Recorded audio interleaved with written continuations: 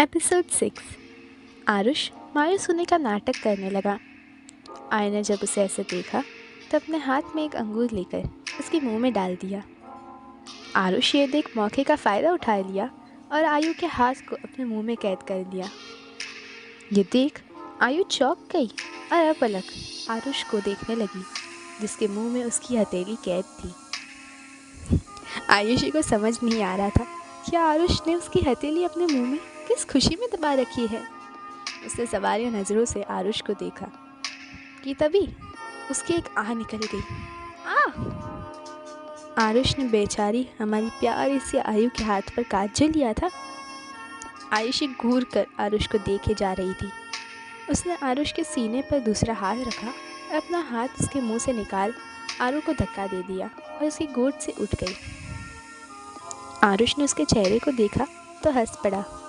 आयु इतने cute faces जो बना रही थी। आरुष ने अपनी ही धुन में हंसे जा रहा था जब उसके मुंह पर एक ज़ोरदार पिल्लो ने आकर उसकी हंसी छीन ली और आहें निकल गई। आरुष ने पिल्लो हटाया और आयु को देखने लगा। आयु ने अपनी जीभ बाहर निकाल उसे चिढ़ाया और बोली, जैसे को तैसा। आरुष ये सुन आयु को पकड़ने के लिए उसके पीछे होने लगा। आयु ये देख उससे बचने के लिए भागने को हुई, पर आरुष बहुत तेज़ था अपने एक्शन में, इसीलिए आयु को संभलने का मौका ही नहीं मिला। आरुष ने आयु के पैर को पकड़ उसे बेड पर खींच लिया और उसके ऊपर आकर उसे बेड में धंसा दिया। आयुषी अपनी बड़ी बड़ी पलकों को बार बार झपकाते हुए आरुष की आंखों में देख रही थी। आरुष उसकी मासूमियत में इतना खो गया कि उसको ध्यान ही नहीं गया कि कब आयु के हाथ उसकी कमर पर लिपट गए थे और दोनों बेहद करीब हो गए। आयु ने कस कर आरुष की कमर को पकड़ रखा था, पर बेचारी उसके नन्हे हाथ पूरी तरह से आयुष की कमर पर थाम नहीं पा रहे थे। आरुष उसकी इस हरकत पर हंस पड़ा। आयुषी उसे हंसते देख बुरी तरह चिढ़ गई और उसके कमर पर चिकोटी काट ली। आरुष की हल्की आह निकल गई। तो उसने आयु को घूरते हुए देखा और अपनी कमर पर से उसके हाथ झटक कर बोला, जंगली शैतान, तुम हद से ज़्यादा मस्तीखोर नहीं हो गई हो आजकल? इसका कुछ तो करना होगा, वरना मेरे सर पर चढ़ जाओगी एक दिन। आयु हंसते हुए बोली, आपके सर पर इतनी जगह ही कहाँ है कि मैं उस पर चढ़ जाऊँ? अगर समझो चढ़ भी गई तो आप ज़मीन में धंस जाओगे। आयु का वज़न उठाना आपके बस की बात नहीं। आरुष ये सुन मन ही मन बोला, आरुष के बस की बात नहीं? क्या ये जल्द ही समझ जाओगी तुम मिसेस आरुष सिन्हा? तुम्हारा ये पति किस हद तक जा सकता है इसका तुम्हें ज़रा भी अंदाज़ा नहीं है माय लव। आरुष को खोया हुआ देख आयु ने उसके आंखों के आगे हाथ हिलाया और उसकी तंद्रा तोड़ी। आरुष अपने सेंसेस में लौटा और आयु को देख बस बोला। आयु बोली, लगता है सुहागरात के सपने सजा रहे हैं जनाब। आरुष ये सुन शौक हो गया और आयुषी को देखने लगा। ये छोटा सा खरगोश शेर को ललकारने के पहले अंश मात्र भी नहीं डरता है।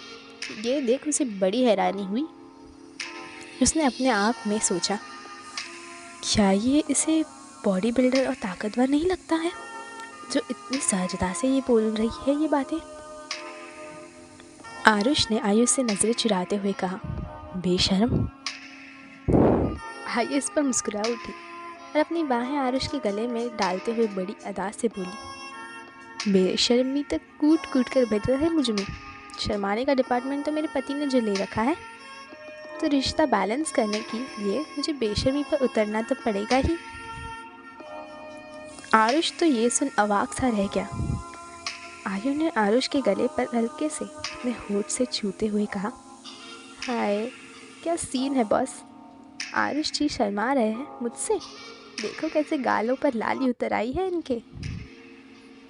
आरुष तो सच में शर्म से लाल हो गया था।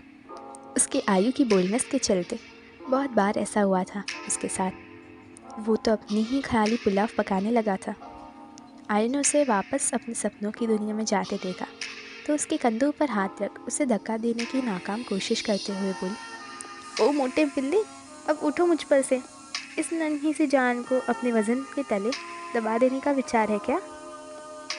आरुष उसकी बात पर उसे घूरने लगा। आरुष उसे ऐसे देख ठहाका लगाकर हंस पड़ी। आरुष इस पर और चिढ़ गया। उसने आयुषी की कमर पर दबाव बना अपने करीब लाकर बोला, छोटा सा खरगोश, तुम्हें नहीं लगता तुम्हारा मुंह बड़ा हो गया आजकल? ये जुबान कुछ ज़्यादा ही चलने लगी है। आयुषी इस पर बोली, हाँ तो दिल की बात जुबान पर आने दो। इश्क में दिल बहके तो बहके जाने दो। आरुष एक टक आयु की आंखों में देखने लगा। आयुषी ने उसे मुस्कुराते देखा तो मुस्कुरा दी और बोली, जनाब, अगर हीरे को अपनी आंखों की तपिश से तराशना हो गया हो तो कृपया हमें छोड़ो और जाकर इस हीरे के लिए कुछ भोग बनाओ। बहुत भूख लगी है। आरुष ने उसे देखा, फिर एक मुस्कान के साथ उसके माथे को चूम लिया और बोला, इस हीरे के लिए खाना भी खिलाना पड़ेगा हमें।